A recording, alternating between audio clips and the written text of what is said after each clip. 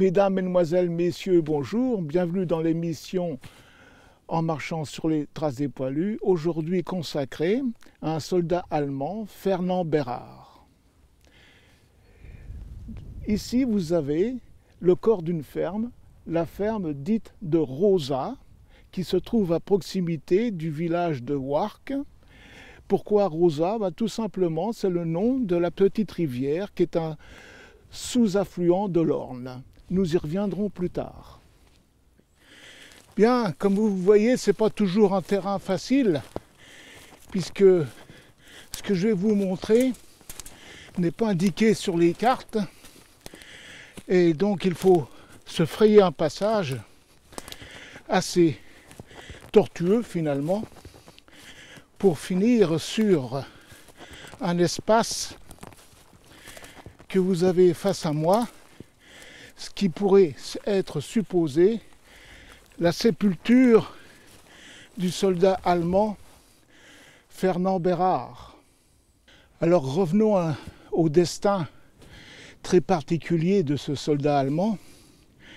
Il est né le 8 juin 1882 à Gravelotte, dans une Lorraine annexée finalement. Pour rappel, il faut savoir qu'à la suite du traité de paix signé le 10 mai 1871 à Francfort, la France va perdre donc une partie de la Lorraine, surtout les départements de l'Alsace et de la Moselle. Alors, ce jeune Mosellan, allemand, va apprendre la langue de Goethe à l'école primaire, bien sûr, puisque le français est proscrit par l'Empire allemand, sauf que certaines familles qui ont à cœur encore la patrie le parleront, mais en catimini chez eux. Alors ce jeune poursuit ses études et à la déclaration de la guerre, et il a 32 ans, et il va servir donc dans un régiment. Ce sera le 34e régiment d'artillerie de campagne de Lorraine. Pour préciser son régiment, il s'agit du 34e Lothringische Field Artillery Regiment, basé bien sûr à Montigny-les-Metz, voilà, dans lequel il va servir. Il va participer à la campagne de France et il arrivera dans la journée du 24 août 1914 dans la région d'Étain-Rouvre où nous sommes actuellement. Permettez-moi d'ajouter aussi dans cette culture de rappel historique que la Moselle et l'Alsace à l'époque comprenaient 1 600 000 habitants. Et dans un article justement du traité de paix, il y avait la possibilité pour les familles qui le désiraient de rejoindre la France dans ses nouvelles frontières. Alors ces familles qui désiraient quitter la Lorraine annexée, nous les avons appelées les optants. Sur ce 1 600 000 habitants, 160 000 en firent la demande et 130 000 partirent donc dans la France intérieure finalement. Pas très loin, ils allaient même jusque Metz, il y en a eu à Saint-Miel, à Verdun, un peu partout. Voilà. Et ils avaient jusqu'au 30 septembre 1872 pour quitter la nouvelle Lorraine annexée. Comment Fernand Bérard est arrivé dans ce secteur? Le 24 août 1914, le 16e corps d'armée allemand, dont le chef-lieu est à Metz, se prépare à attaquer la région d'Étain-Rouvre. Et le 34e régiment d'artillerie allemande, avec sa 2e batterie, cantonne au moulin de Rouvre, en gros 1 km plus au sud-est. Et c'est là que notre Fernand Bérard va cantonner dans la soirée. Fernand Bérard demande l'autorisation à son capitaine de rendre visite à son oncle qui tient la ferme de Rosa, dont nous avons vu dès le départ de ce reportage. Et il va suivre ce cheminement jusqu'à un certain moment où il va être abattu. Il va être abattu par un de ses camarades allemands qui va lui tirer dans le dos, car ce camarade allemand l'a pris pour un déserteur. C'est une mort trouble. Alors où je suis actuellement, il est fort probable que ce soit sa première sépulture, érigée d'abord par sa famille juste après-guerre, et puis détruite sans doute par des vengeances de personnes connaissant les lieux qui ont voulu dégrader la mémoire donc de ce soldat allemand finalement.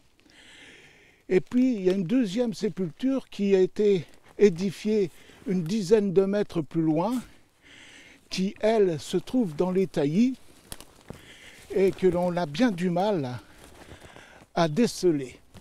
S'agissant de la deuxième sépulture, d'où une pierre tombale fut érigée, nous progressons dans les taillis, mais en vain, nous ne l'avons pas encore trouvée.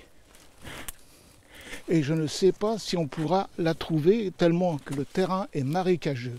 Après avoir traversé des taillis pratiquement infranchissables, la récompense est là. Nous découvrons la tombe du soldat Fernand Bérard, pratiquement intacte. Sa femme a voulu faire inscrire au pied de la pierre tombale l'inscription suivante: à la mémoire de Fernand Bérard, mon pieux époux, un constant souvenir, tué ici le 24 août 1914. Je vous ai dit que sa mort demeure trouble en effet, puisque finalement on ne connaît pas vraiment les raisons qui a poussé ce camarade allemand à tirer dans le dos de Fernand Bérard. S'agissait-il d'une méprise, d'une vengeance personnelle, ou tout simplement non prévenu par sa présence avec l'autorisation du capitaine pour aller justement voir son oncle à la ferme de Rosa. Donc il y a plein de suppositions qui émergent et on ne saura vraiment jamais la vérité. Toujours est-il que le lendemain, l'officier, donc responsable du cantonnement au Moulin de Rouvres, va dépêcher M. Bongenèse, le beau-frère de Fernand Bérard, pour venir reconnaître le corps. Alors son nom figure sur le monument aux morts de Gravelotte avec une inscription toute particulière: mort à la guerre 14-18, sans préciser bien sûr qu'il est mort pour la France, car il était citoyen allemand. Et son nom figure sur une plaque sur le côté gauche du monument. Vous vous demandez sûrement comment j'ai découvert cette histoire. Eh bien tout simplement parce qu'en fouillant des documents à la bibliothèque d'études de Verdun, à la recherche de sépultures abandonnées de soldats français et allemands, je suis tombé sur un article de l'Est républicain, publié en août 2013, qui concernait justement ce soldat Fernand Bérard. Après l'histoire de Fernand Bérard, je vous propose un voyage dans le temps, dans le cantonnement allemand du Moulin de Rouvres. Nous avons ici la maison dépouillage, dite la maison du coiffeur, encore en très bon état. On peut remarquer que l'architecture est soignée de par donc les ouvertures ovalisées. Ce secteur sera occupé vraiment par les Allemands à compter du 6 décembre 1914, car les Français étaient encore menaçants auparavant, surtout juste après la bataille d'Étain, et les Allemands ayant bien repoussé les lignes françaises, décidèrent d'investir ces lieux qui sont protégés par une petite zone boisée et qui protègent des vues aériennes. Et ils vont construire en gros dans ce secteur 58 baraquements.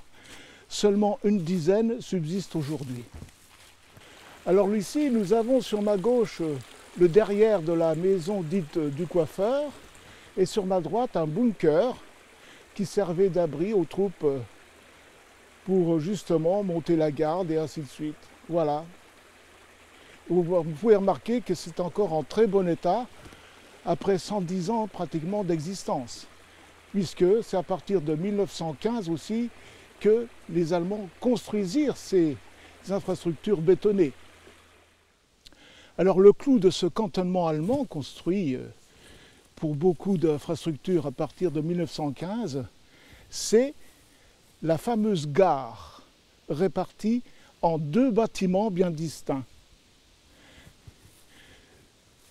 Cette gare desservait tout le secteur à l'aide de voies de 60 pour ravitailler en troupes, en matériel, en logistique, en munitions, alimentation, même voire eau, tous les postes tenus par les Allemands sur cette ligne de front qui allait pratiquement d'Étain, même jusqu'à Duzé. Tout partait de là et on peut y trouver encore, face à moi, une moissonneuse-batteuse de l'époque qui, bien sûr, n'a pas été mise là par les Allemands, mais sans doute par les fermiers du moulin de Rouvres. Alors, à l'instar de cette machine, dont nous apercevons encore le logo, le bâtiment est encore en assez bon état, finalement, mais mériterait quand même quelques travaux d'aménagement et de solidification. Voici encore un lot de rails de 60 allemandes, donc préservés. Et le mot de la fin, il s'agit du dernier reportage de cette année. Alors je vous dis au revoir, à l'année prochaine, si vous le voulez bien. À bientôt.